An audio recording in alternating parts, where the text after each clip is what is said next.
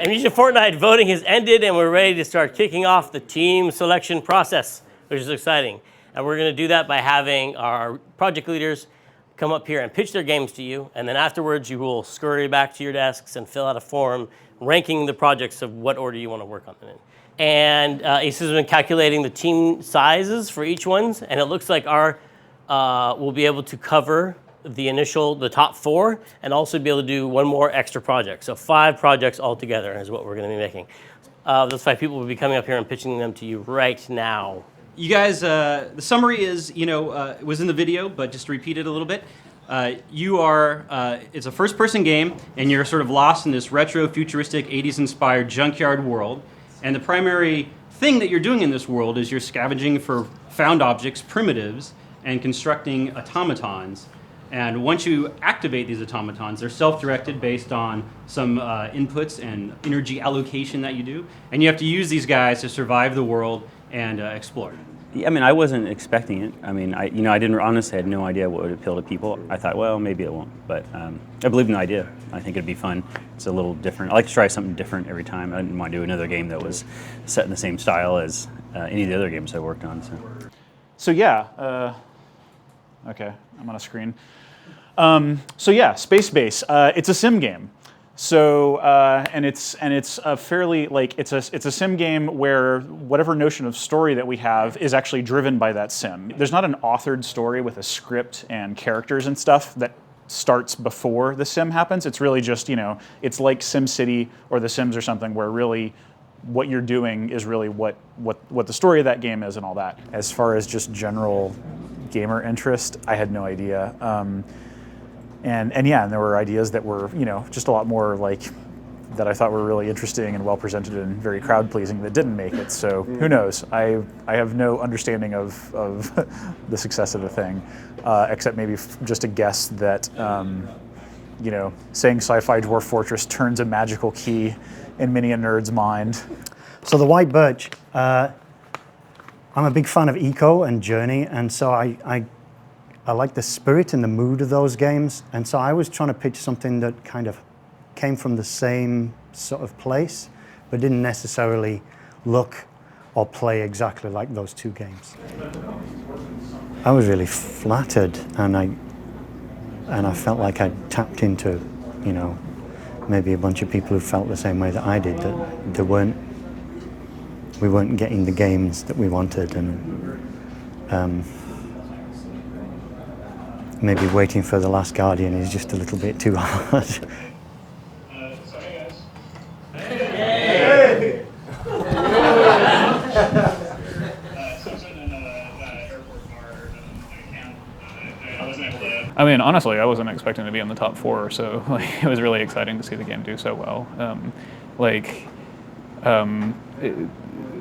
It was a weird idea, and it's something that I thought was going to be pretty niche. And honestly, I think probably it still is. I think it just kind of got lucky that it was kind of the right audience for it. Right? It's Double Fine fans, like something that sort of, games that sort of turn some kind of element on its side that sort of separates them from normal games. That weirdness I think is an important touch in most Double Fine games. Plus, I think the Humble Bundle audience has a lot of people who are developers and so would be interested in something that kind of lets you look behind the scenes of the game, or just people who are into kind of nerdy programmery things. Obviously it's a big sort of Linux contingent of people who follow that stuff, and so I think both of those things probably helped me out a bit. This is a game that I really showed Tim before it was a game. It was about a year ago, and he looked at me and he said, "I really like what you've got going on here, but it's just art.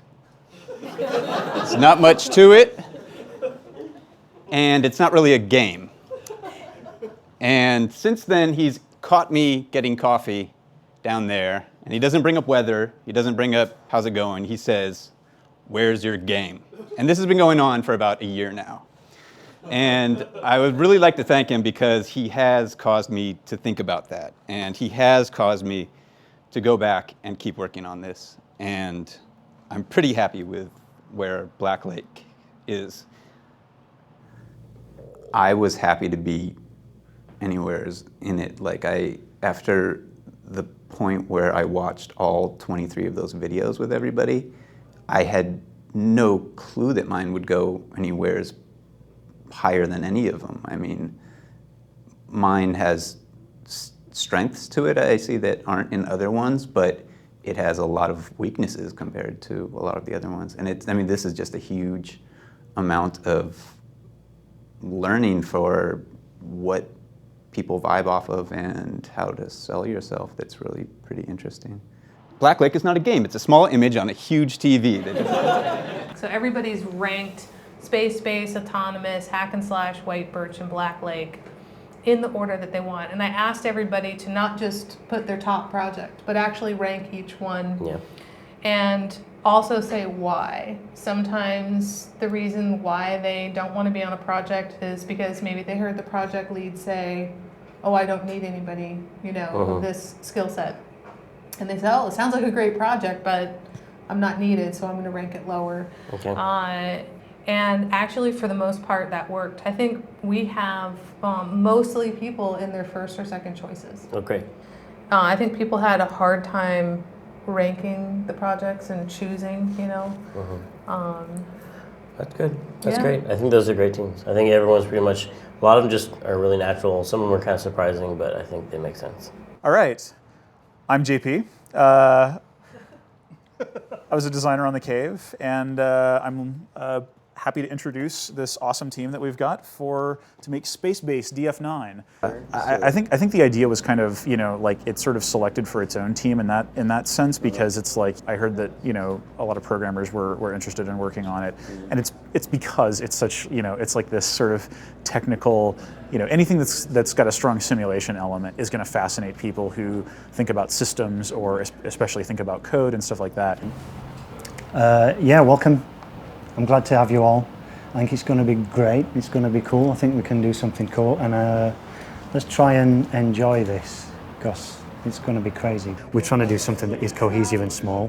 I'd rather do something that's simple and small and feels like it's a whole than something that just hints at what might be if we ever got a chance to finish it. Because, you know, these 2 weeks might be all that ever happens of this project, so I'd like something that we can all take away and want to play over and over and just enjoy as a little chunk of something special. So cohesion is the big thing. I'm super stoked, guys. This is exactly the team that I wanted to put together. So thank you guys for joining me. Really appreciate it. One of the ways in which I am dumb is that I thought I could program the whole thing myself. And that's ridiculous. Like, I actually, when I was sitting on the plane on the flight home, like laying out the puzzle design and the flow and all that kind of thing, I was like, what did I get myself into? We just snuck our game into the top 4 somehow. I just got to meet all these people who I usually see around the office, but haven't really worked with in a long time, some of them. So I'm super excited. We have 13 people that we're going to. This is the biggest team. Yeah. And it's This is gonna be the best game. it's 13 people, but they're all the best people. So it's gonna be pretty good. Sweet. I'm pretty excited. And I believe that the team is filling in. Oh my god, this is a really loud team. This is gonna be an obnoxious team. What?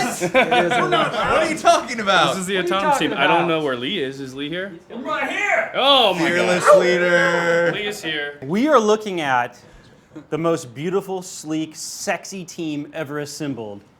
Not only in Double Fine, but the entire game industry.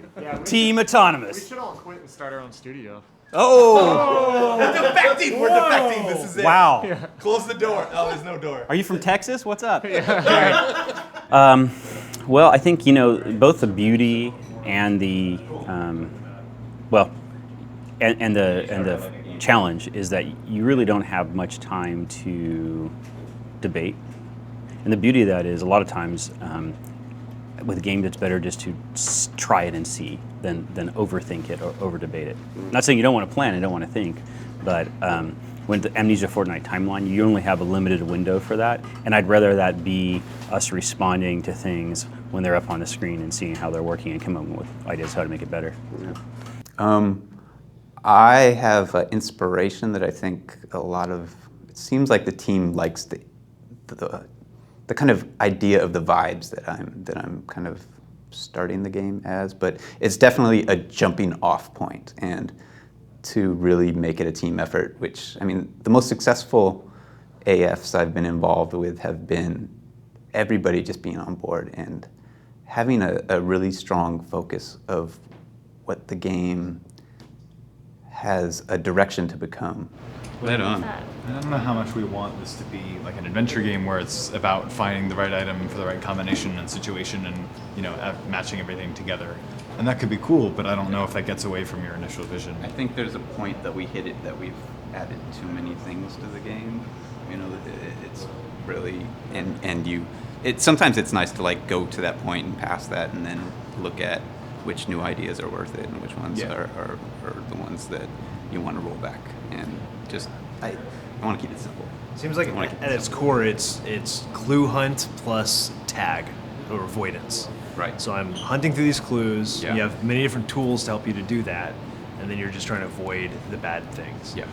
And there's a payoff at the end that payoff at the end. involves That you really doing atmospheric. something very creative and lets you go further on. It's not just my untested hypothesis anymore. It's now being sculpted and changed by all these people who I trust a lot and really enjoy working with. And that's fantastic, you know? I mean, because now it's like, it's already a way better idea than if it had just been something that I had been noodling away on in my spare time. Yeah. Yeah, like, right, just like somebody dies and what happens to them. Do they get... Yes, right, yeah. First we deny, Where does the body go? Right. You have to actually put the body on the space.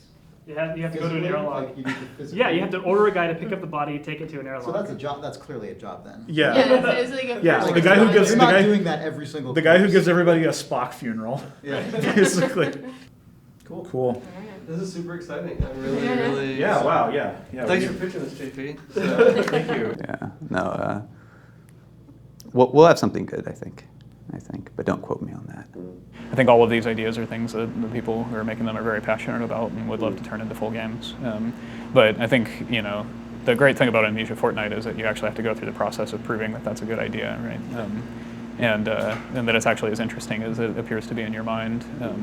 Who knows if this is that? We'll see. Everybody will get to see.